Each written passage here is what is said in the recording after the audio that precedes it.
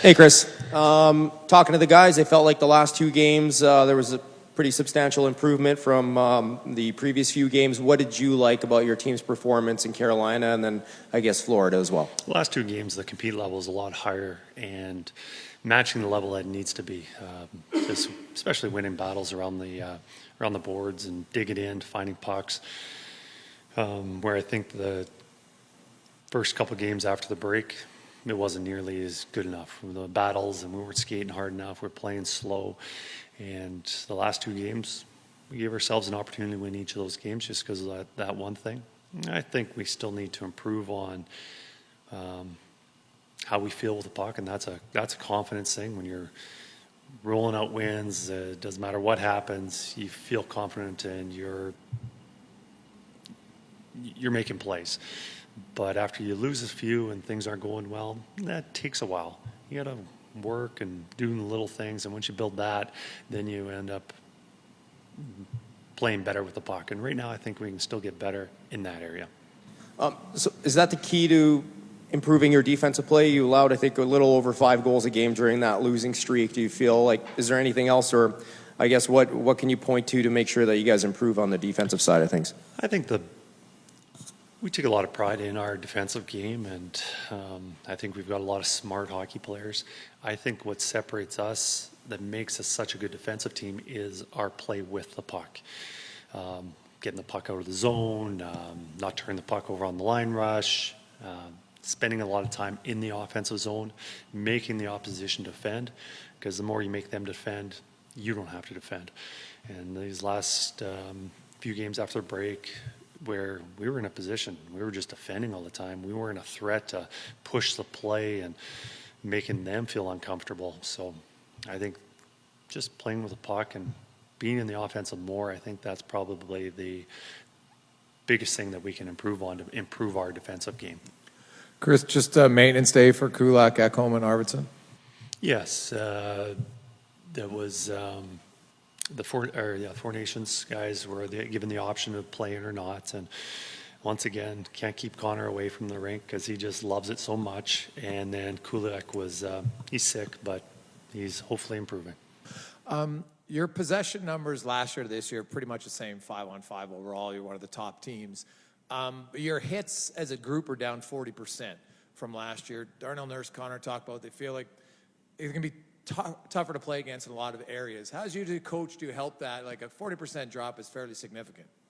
It is. Well, a lot of one, you have to be committed to doing it, finishing check, but then also the type of player you are. And as much as you are committed to making a check, you have to have the speed to get in there. And you know, if we're more of a chip chase team, put it in behind the defense, go get it, you're going to have more checks. And if you're more of a possession team, carrying the puck in the zone, there's certain situations where you can finish that check and when you can't. So, yeah, I would like to improve our physical play, get a little more hits, but you also have to be careful on running out of position to finish those checks, because often when a hit is made, it is like an investment where you let the opposition know that there's a hit coming in the future. That's ultimately why you hit. But in that play, that moment, a lot of times you're getting yourself out of position, because a lot of times you watch body checks, sticks coming up in the air.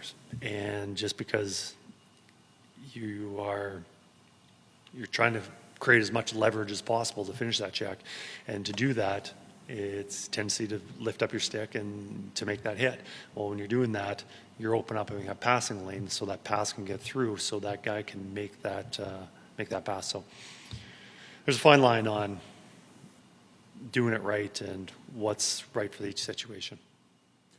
How is Evander Kane's recovery going, and when do you expect him to be available for you? I know it's not immediately. I just know, as we get an injured player, when it gets close, I get that information to say when to start working them in, whether that's next practice or probably a week or two away, whatever it is, just to be planning ahead. Right now, I haven't got to that point. right now I know the players that I have, and I'm coaching those players, and right now Evander's not part of that right now. Multiple surgeries, hasn't played yet this year. How far did he have to go when he first started skating? Like, can you give us a sense of where he was starting from? I'm not sure I understand the question. Like in terms of being ready to go from where a guy starts after multiple surgeries and not having played yet this year, is it quite a hill to climb? Like, is there? Well, he hasn't played since whatever our last game was, June 23rd, and then to go through the surgeries that he has and then come back, it'll take a while. The rehab, and he's been doing that. He's touched the ice, he's been on the ice, and now the next progression is increasing the intensity of the skates and then the practices. And so right now, I really don't have a timeline. Obviously, there's other factors at play here, but from a coaching standpoint, what the playoffs look like. In an ideal world, would a guy have the opportunity to play some games, whether it's in the NHL, the AHL, wherever, before a coach is comfortable dropping him into a lineup for NHL playoff hockey? Like, would you like to see him playing some games somewhere? That's a tough one because there's so many situations. What's going on? Who's playing well? If you got a bunch of guys that are terrible, then you grass and straws. You take anybody to throw in there, or then you take a player that's maybe still not 100%, and then you got some difficult situations. So I just think there's so many hypothetical situations that I can't really answer that question. Will you stick with Calvin Pickard in goal tomorrow since he won the last game? We will make that decision tomorrow morning. Are you in that when we're winning with this guy, we're going to play him? Well, part of it is, one, it's a difficult situation where I see Stu as our starting goalie, and he's been our starting goalie, and I see him as our starting goal in the future. The other part of it is Calvin has played really well and has won games, and they're both deserving for that next start, and we'll make that decision tomorrow. If I had $1 for every question from a friend, what's wrong with Connor McDavid because he's not putting up the points? What are you seeing? I think there's a lot of, like our team, I think things aren't going well for our team. No matter how good somebody can be by themselves, collectively, you got to help each other out. And we're spending more time in the defensive zone. We're not breaking the puck out as well as we usually do.